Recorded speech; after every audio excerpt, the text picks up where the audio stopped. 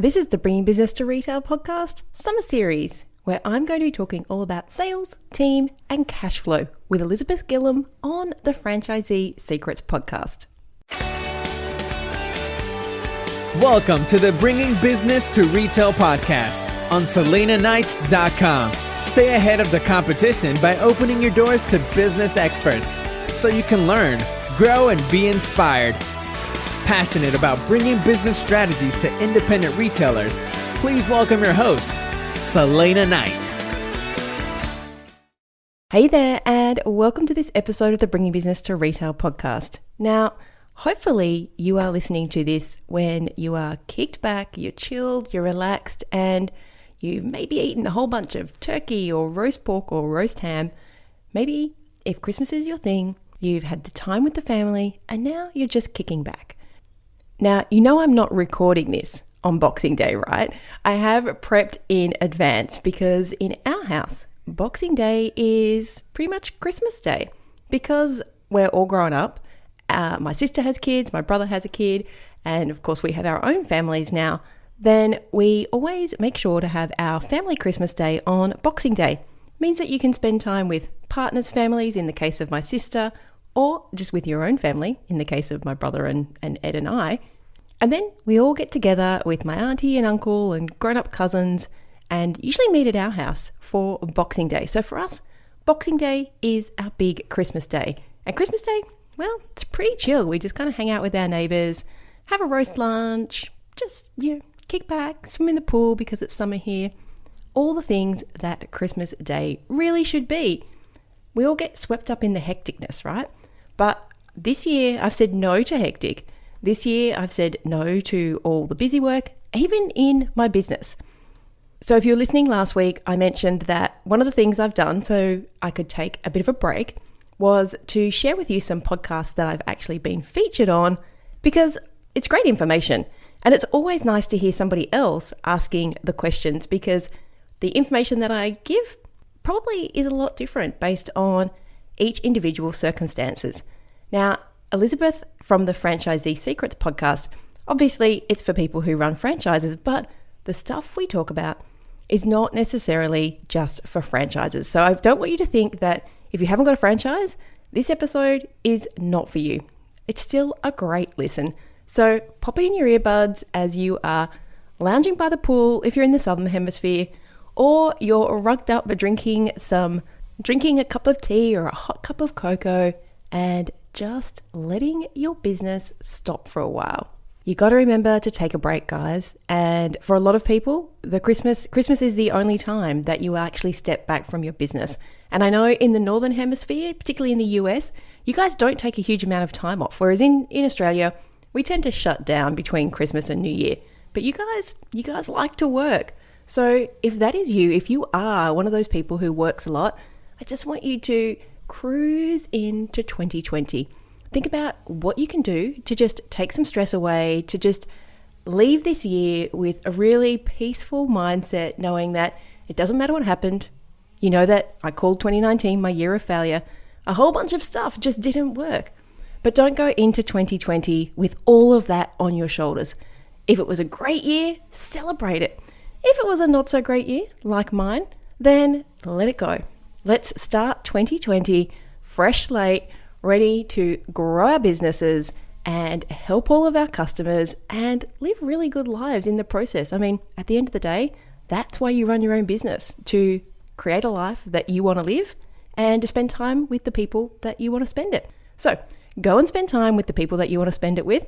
And if you're maybe doing some exercise, join me as I talk to Elizabeth Gillam from Franchisee Secrets podcast all about cash flow, teams, and maybe the most importantly, sales. I will see you bright and shiny in January 2020 with a brand new episode, a brand new look, and a brand new perspective. And I hope that you'll join me. Just quickly before I go, if you need some help setting yourself up for exponential growth in 2020, head over to SelenaKnight.com/success and check out my action plan. This action plan is a book that I put together to help you work out exactly what you need to do to create what I like to call exponential growth in your retail or e-commerce business in the coming year. It's a digital download that you can use over and over again, and you can grab it over at selenaknight.com/success. Happy New Year, guys. Hi, Elizabeth. Thanks so much for having me on the show. Oh, anytime. It seems that we have a lot in common. We're very passionate about business, and in your case, retail business. Tell me a little bit more about your business and what got you doing what you do today. Wow. Well, do you know what? If someone would have told me 10 years ago that I was going to have retail stores or be helping retailers, I would have probably smacked them across the back of the head because I don't actually like shopping. And even better, I don't really like kids. So what did I do? I opened a kids shop. But my husband, he hates shopping centres, he hates noise, he hates talking to people, and he went and bought a retail store. What the heck? Oh, but the talking to people I love. The talking to people is what I am good at, and the helping people is what I'm good at. But before all of this, I was an arborist, which is a tree surgeon for those people who aren't in the horticultural industry. Mm-hmm. And I was working with teams of people. So once upon a time I did cut trees, but of course then us overachievers end up moving into management. So I was managing hundreds of contractors all over Sydney and all over New South Wales. And the environment is a really, really touchy subject. So I'd been in the tree industry for 15 years, and I think that is a baptism of fire into customer service because without a doubt. I know trees, anything with the environment is so touchy. And when you're pruning somebody's tree that's in their house or outside their house, they feel like it's part of their family. They have a vested interest in what it looks like. So that was my baptism of fire into, placating people and finding all those catchphrases, the win-win situation, the best outcome for everybody involved and all those sorts of things. So when I moved out of that, it was only when I had my daughter, that was 8 years ago. And I was obviously, being the environmental type person, I was a bit of a crunchy hippie at heart. And I wanted all these things that you couldn't buy in a shop. So you could buy them online. And I admit things have changed now. Like there's a lot more available in a shop than there was 8 years ago. I mean, we didn't have data on our phone back then, 8 years ago, for all of those millennials. I remember when I couldn't access from your phone, which you can now, and it's a part of life now. But back 8 years ago, yeah. Well, I had to have a dongle on my computer to send the photos of the newborn baby to the overseas relatives. So, just to put that in perspective of how different life has changed in the last 8 years, I love that little kind of analogy because people don't realise it wasn't actually that long ago where we weren't 100% connected to everything all the time. That's right. So when I had her, I wanted all these things. I wanted baby carriers and I wanted reusable nappies and I wanted bamboo clothing and I wanted all these things that were good for the environment, they were sustainable and they were good for my family, but they didn't exist in the real world. So the ever overachiever, and most retailers find this, is if you can't find it, you end up creating it yourself. So that's exactly what I did. Baby in tow too. With baby in tow, yeah. It was actually her first birthday. So I had my 6-month maternity leave and I went back to my government job for 3 months and had a realisation one day that I could either work with people who behave like 2-year-olds or I could just work with the 2-year-olds. Like the 2-year-olds are a little bit easier. You went, yeah. And so I ended up leaving that job and opening a retail store that catered to sustainable baby products. And so it was my daughter's first birthday and there was a park across the road, so I literally handed her over to my family and said, you guys would love to celebrate with her while we go back and finish painting the shop. Oh, really? So most people have this big bang-up party. You had a painting party. Oh, no. I just offloaded the child and painted myself. You have a limited time frame, and as anybody knows, when you've got a shop fit out to do, you need to open as quickly as possible. So I probably would have changed my tune now. I'm a little bit more work-life juggling, but back then I was just so focused on getting the shop open that it was like, I see her all day, every day. She's yours for a couple of hours. So put the shop together, opened it. worked there myself, but ended up bringing on staff. We had an online store as well, and then we opened up another store and did really well. Ended up winning a bunch of awards. We were a Telstra Business Award finalist. And congratulations. Thank you. And I got a kiss from one of the daddos. I can never remember which one's which. I think it was Andrew. Come on now, any daddo. So I got to the point literally where I walked in one day and the girls were like, "What are you doing here? You don't need to be here." And of course I'm like, "Oh, yes, I do. I have loads of work to do. I'm just going to walk into my office and play on Facebook." Because what I'd actually done was I'd systemised myself out of the business.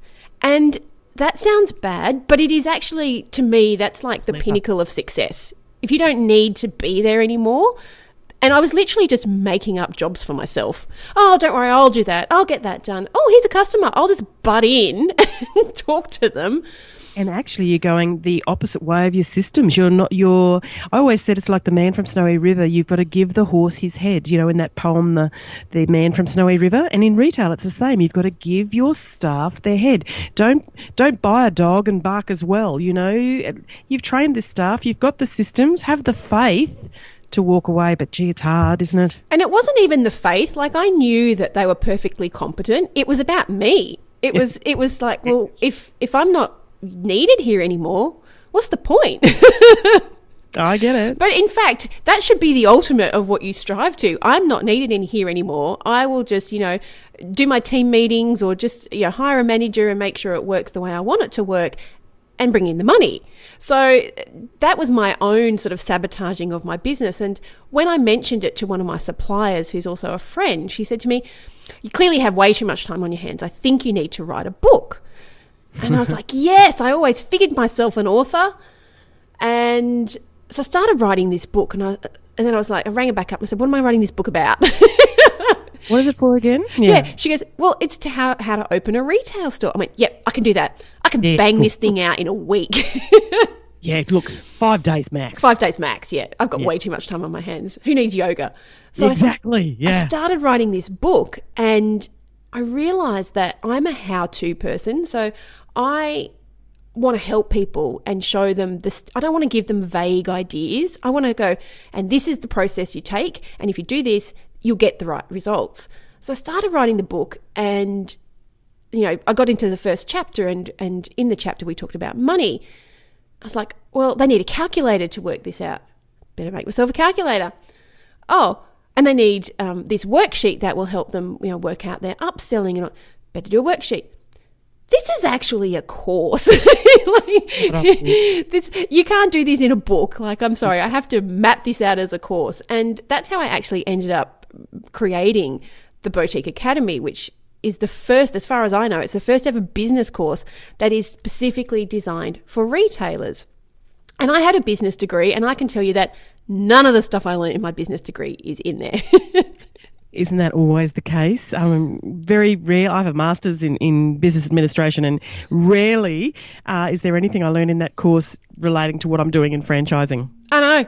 And you feel like just slapping the education department and just saying, can you teach people stuff that they'll actually use? I remember I think I got a distinction in strategic change and economics. And you know what? I know stuff all about economics, but I can BS really, really well. Crossing the assignment. Yeah, I can fluff out that piece of writing with some stats and chuck in what they wanted to read and all that kind of stuff, and end up with a distinction. And when I was writing this course, I was thinking back to that, going, academia wants something so completely different to what the real world needs. And I'm so glad that I created that, because I've helped people, most people, double their sales in the first week, because the conversations we have, particularly about things like upselling and just knowing how much money you need to break even, puts a whole different slant on every sale that you make. Doesn't it? Doesn't it? So that's a beautiful segue into, there's two things I wanted to talk to you in this interview today. And one is managing your cash flow and the other is upselling, two big passions of mine. And obviously it's across all parameters of business, just not franchising. So with upselling, since you started talking about that, let's go into that a little bit deeper. To me, it always amazes me how quick you can turn a business round with an increase by just implementing an upselling strategy. Oh, yeah. So this is something that I teach. Being kids stuff related, I always have this analogy. And if anybody who's listening is a parent, they will completely relate to this. But if you go in to buy a cot, now, if it doesn't come with a mattress, the obvious upsell is you sell them a mattress because the parents-to-be are going to want those things.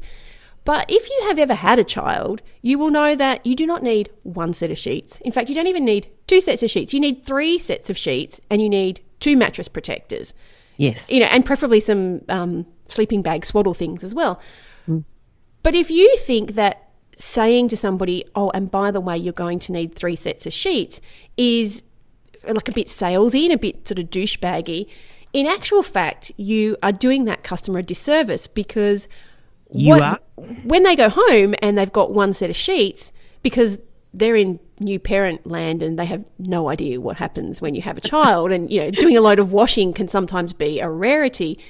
Now, if it's in the middle of the night and that, child is sick or you get the nappy explosion or whatever happens, then what happens? They are stuck at 2:00 in the morning with dirty sheets and a mattress protector that they've got to pull off and they've got nothing to put back on.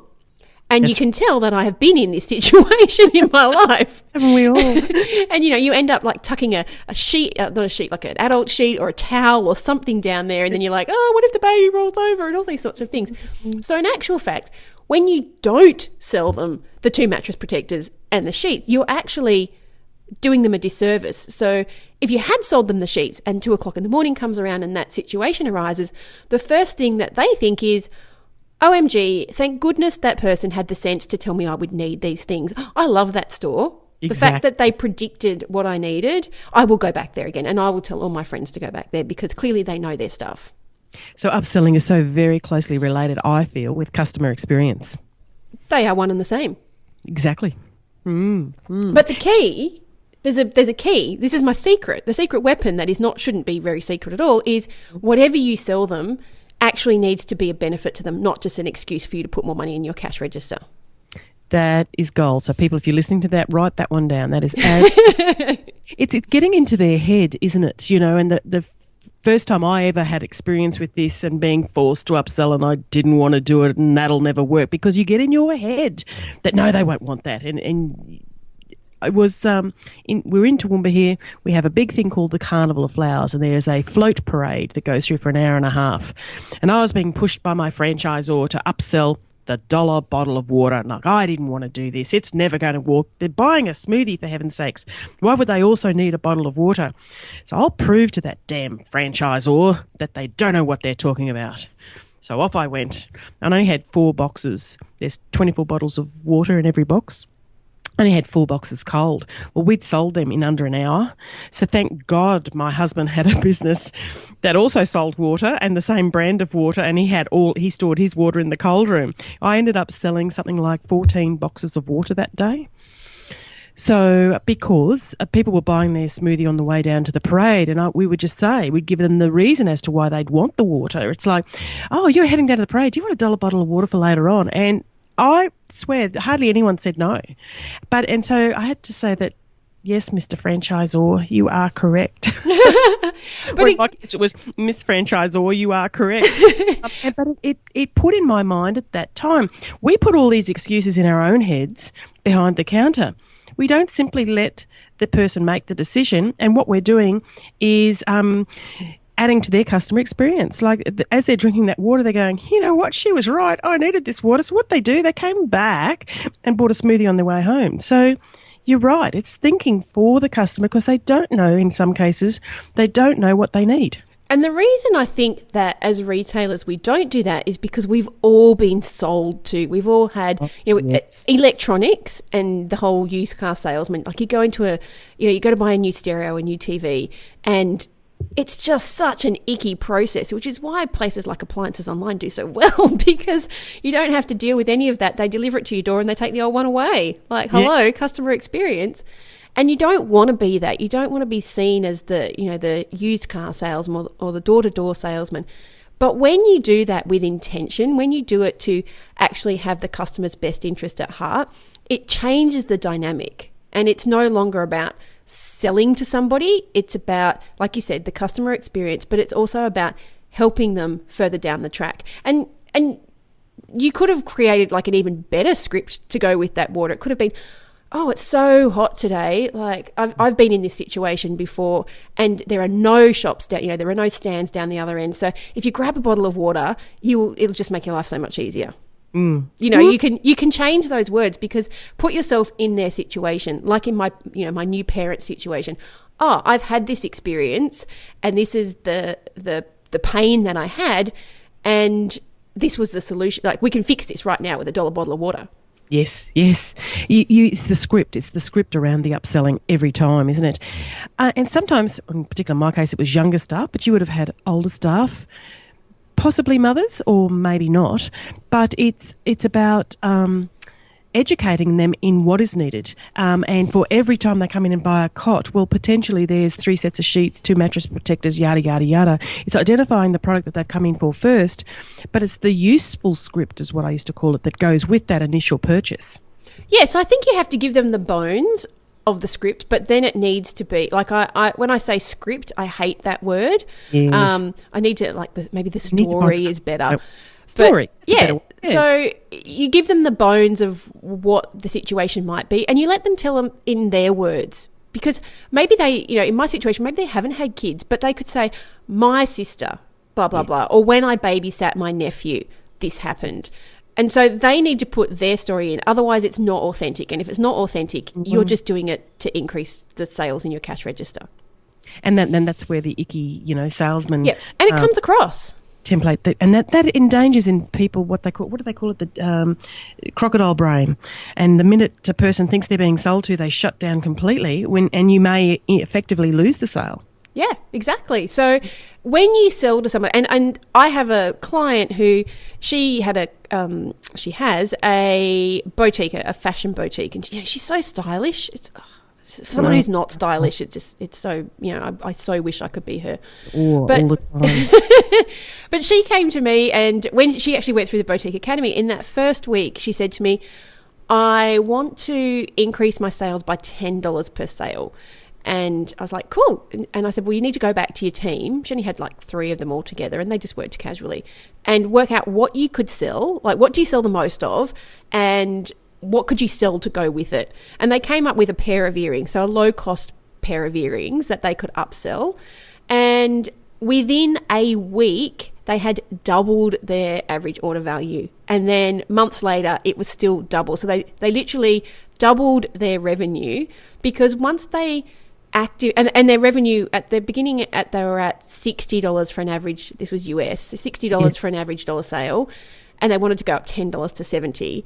They were doing $119 after the first week, average order value, because what was happening is, they were conscious about finding the right thing for the person. But what they found was, when they said, this pair of earrings would go great, people would go, oh, do you have a belt?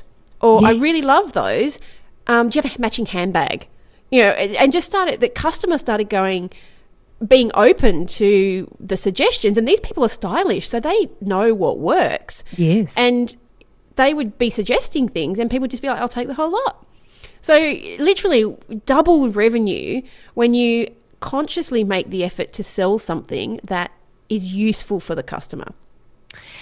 And right at that moment there, you're doing them a great service, as we said there before, but a lot of it comes from actually focusing. So they knew their ATV was 60, or average transaction value, or average sale was $60. Well, they didn't before the academy, but they did after the first week. It's a matter of focusing on what it was and where they wanted to go to. I sometimes think if you monitor it, that will lead to natural improvement, because once you're regularly getting $70 going, how easy was that? Well, let's go 80. And as you said, just by simply monitoring it and knowing that figure, you can always build on it. If you're not paying attention to it, you're not building on it. And if you're not paying attention to it, often you think you might be having a bad month, but when you have a look, you can see that maybe you've had more sales, but your average value is less. So it's not the customer's fault. It's the fact you haven't been selling the right things to them. So knowing those stats can change your business, because you could say, well, we actually had 20% more customers come in, but we sold 15% less. Exactly. And the hardest thing, as you know, in retail is actually getting your customer to the front door. So once you've got them there, it makes sense to make the most out of them. The hardest thing is getting them there. When we get them there, they'll return again and again and again if they've had a great service. But since we've got them here, why don't we make the most out of them? Because in retail, you only have so many hours in the day to sell. Unless you have a website. Oh, of course. It's true. So the nice part of upselling, it breeds naturally into cash flow. And I don't know about you, but February in Australia is the worst month for cash flow. What's your experience? It is, unless you are in the baby industry. So in the baby industry, February and late September are your two big baby times. So Really? You've got your Christmas babies and your winter babies, winter conceived babies and your Christmas conceived babies. Gotcha. And February is smaller than sort of September, October. But if you're in that industry, you cash in on it because then you ride the wave into Christmas as well. But, you know, that's all, when it comes to cash flow, that's about forecasting and knowing what happens in your industry. And if you find out that your February sucks when everybody's February is going well in your industry, you're doing something wrong. So you need to work out what that is and actually change your tactics. Be aware. Again, be aware of it and monitor it. Yeah. Know what your strategies are. Traditionally, in my case, I was in shopping centres, and so we have that big lead up to Christmas, big lead up, and then you have your sales period. January's booming because of the sales period, and then in our case, February comes around, and mothers put the kids back to school, and I think they just go into hibernation. The worst day in retail, in my experience, is that the day after the kids go back to school, because I think the mothers just all go, "That's it, peace, quiet." Then they're all down at the pub drinking wine. Clearly. So, but February in retail is your big month. That's when your super's due, your BAS is due. You're paying all the suppliers of the big bills that match those Christmas 30-day invoices. Yep. That's right. They're all coming due in February. Now, the first year that caught me unawares, but from then on in, I was aware of it, and you would plan for it with your cash flow. Yeah, and just something to take into account there, if you've got Australian listeners, is it's not that far from February to June. And if you've ever wondered, this is something that caught me unawares on my first year, but when you hold stock on the 1st of July, it's classed as an asset in your business and you have to pay tax on it. And I always wondered why people had these stock take sales. I just thought because they were too lazy to count the stock. Yeah. No. It has got a tax ramification. I was the opposite, because I didn't know anything back then. I was taking advantage of all my suppliers saying 30% off wholesale orders. I'll just buy a whole bunch of stuff and I'll get it cheap. Yeah, and then you have to pay tax on it at 30%. Now, you've taught me something there because I've only ever been in food, and so you only ever have, 7 days in advance. So it's very rare for us to take advantage of those wholesale discounts just before the 30th of June.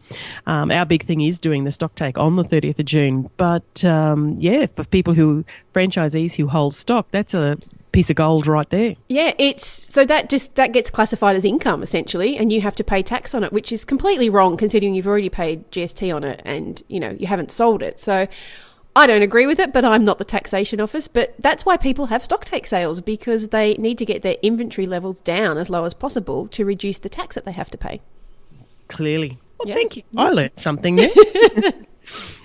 So I suppose the third big whammy while we're talking to you is all about staff. And I noticed that you've got a beautiful blog, or is it a TV show, on things you need to put in place when hiring staff. So they're both. They go out as a blog and they actually are recorded. So they're transcribed. So you can either read, and you can listen to, because they go on the podcast as well.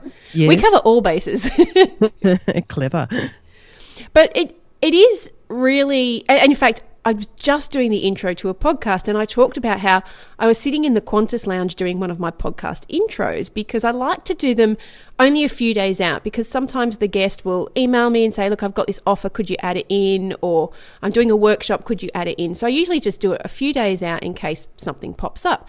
And so I'm sitting in the Qantas lounge going, oh, it's my recording day, and I have my lav mic, and that's about it. So I'm going to have to go and find a corner and, put some cushions around me and do my intro, because I wasn't prepared. And I'm usually a lot more prepared. I've always been disorganized, but in the last 12 months, I've gotten really, really organized. And so what I took from that was, if you're not prepared in advance, and if I go on holidays, I'm really prepared. I've batched out my podcasts, and I've got the TV episodes done, and my assistant looks after my messages and all that kind of stuff, and I changed my phone message. But because this was only 4 days, and it was kind of a working holiday, like I was staying with friends, but I was working for the whole time I was down there, in my head, I hadn't actually worked out I wasn't working. So all those things that I'd not done on Monday, Tuesday, Wednesday, because I'd done my recording, got pushed to Thursday, Friday. And like, for example, my assistant just sent me a message today saying, you forgot to send out the newsletter. And I was like, oh, yeah, I meant to, but I was speaking that day and I forgot all about it. So he'd done his part. I just hadn't written the intro. So one of the things that I took away from that is, if you're not prepared before you go away, then be prepared to have to work in your holiday, which is not the ideal situation.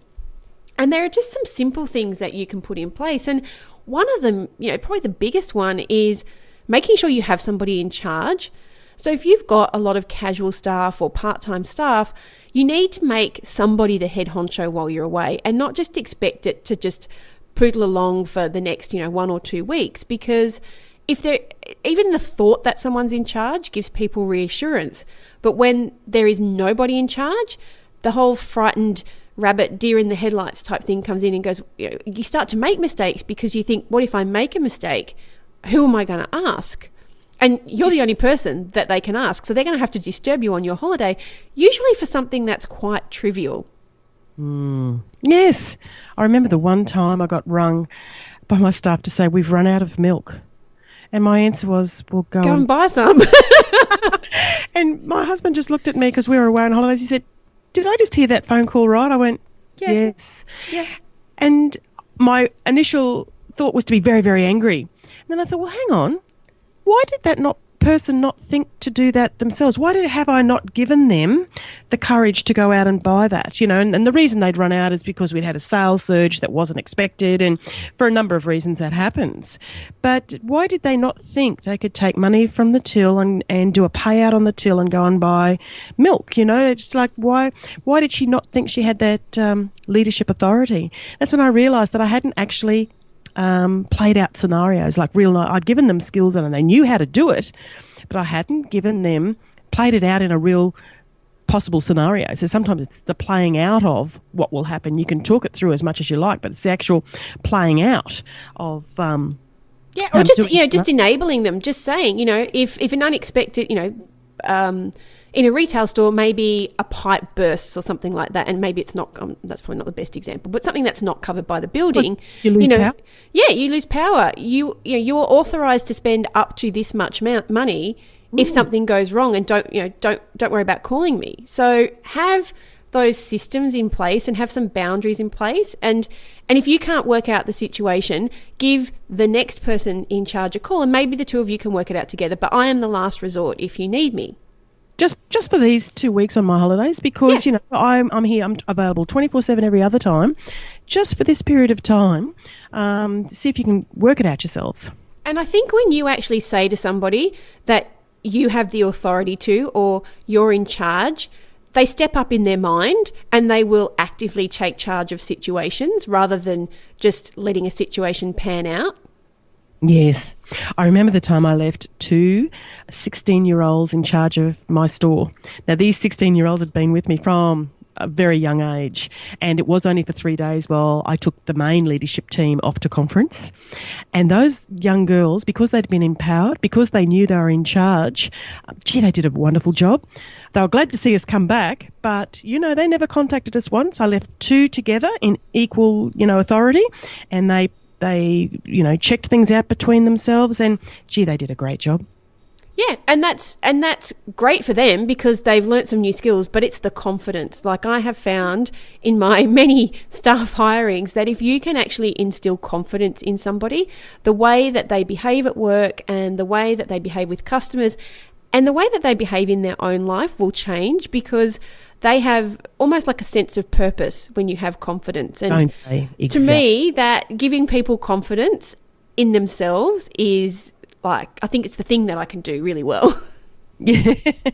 And I love to watch staff. Well, I traditionally employed school kids, working in their high school years to put, their money aside. And I love to watch them blossom. Just by giving them a little bit of encouragement, they knew what they did was really, really, what they were doing it correctly, they were doing it well. And just to see someone blossom and how that confidence changed that person, it's a wonderful thing to watch. Yeah, and it spreads out into so many other areas of their lives. It's not just about work. So true. So very, very true, particularly when you're working with teenagers. Well, Selena, it's been lovely chatting with you. So we go into, I don't know if you know this, but we have a section at the end of our podcast where we talk about franchise secrets. But in your case, I'm going to adapt it to retail secrets. So we have 4. So what is your secret to or your one thing that you do every day to keep you on top of things? Ooh, every single day.